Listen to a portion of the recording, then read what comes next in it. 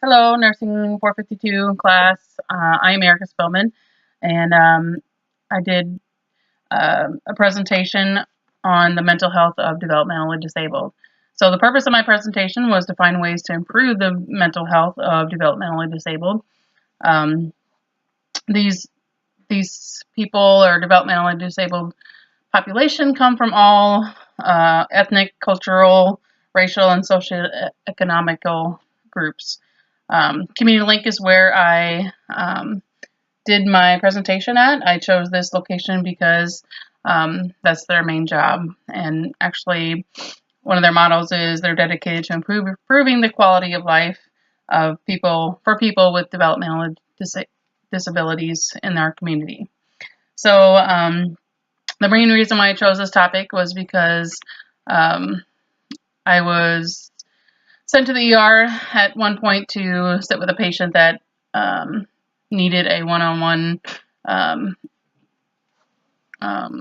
watch because she came from one of their group homes, I believe, or a group home where she apparently just went into some rampage and like destroyed the whole house for the whole family or for the whole group that lived there. And she sat in the ER for hours on hours with me sitting there watching her, and she ended up getting transferred to a place in Chicago to get help with her mental problems. So I thought that was pretty sad that, she's probably doesn't adjust well anyway. I think she probably had ASD or autism spectrum of some sort. But anyway, so in my research, I found that there's only one mental health care provider to each 3,440 patients in Clinton County, where the top performer in the U.S. Has 360, or there's one provider to 360. And then in Illinois, there's one in 580, one provider to every 580.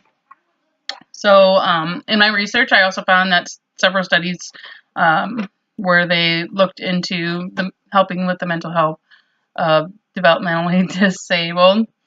So one particular study found the quality of life of these developmentally disabled, where really the main thing they found with that study is that, staying close with family members, that having close-knit relationships with family members was the best help for these people. And then another study I found was where a collaboration of speech language pathologists, physical therapists, special educators, social workers, medical personnel, and vocational specialists all would come together and apply all their knowledge to develop plans that will help with the communication of the developmentally disabled. So that was another one. So I had a few things on that. And then they were to provide a holistic view to improve this communication. So horses was another thing where horseback riding and just being in contact with horses and kind of creating a relationship with those horses kind of helped with some patients too. And then music was another thing that, sometimes gets the brain moving and working in other ways than the normal ways. So music was also another one. And then social communicative skills, adaptive behavior, functional cognitive skills, along with homeschool and community participation and how all that connects was also another way that would help with the mental health of the developmentally disabled. So what worked well for me? Well, using the tools available in PowerPoint, like just using all the little sheets of, pulling out a picture that I related to the what I was discussing, and also pulling out other online things was very helpful. I found that helped me get my PowerPoint moving. What I learned was that so much of the developmentally disabled population just wants to be like everyone else, like you and me. So I hope to continue treating them like that.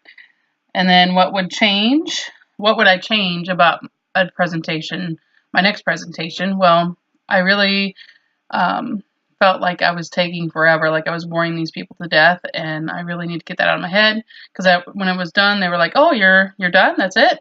And even though the way I was reading them was that they were getting bored with my talking, but maybe I need to come up with some more maybe interesting things or pop things in and out that maybe grab their attention a little better, because I feel like, well, it was at the end of their day and maybe that didn't help either. But anyway, I need to take my time, which my presentation, like someone else said, that even though I read it on here and it took me over 20 minutes, or did it through the PowerPoint thing, and took me well over the 20 minutes, but I think I was at 12 minutes with my actual presentation, because I talked so fast and I just felt like I was wasting their time and that they needed to get back to their jobs, because I presented it to 4 individuals that worked at the Community Link that take care of these developmentally disabled clients.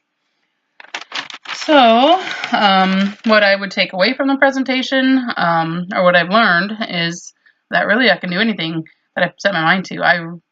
At the beginning of this class, I was so overwhelmed with what all I had to be done for this presentation, and that I had to get in front of these people and actually talk to them. So, you know, I just did it, and it really wasn't as bad as I really thought it was. So, it's always good to put yourself out there and, you know, just experience new things, because you never know. So I thought, no way I was going to do this.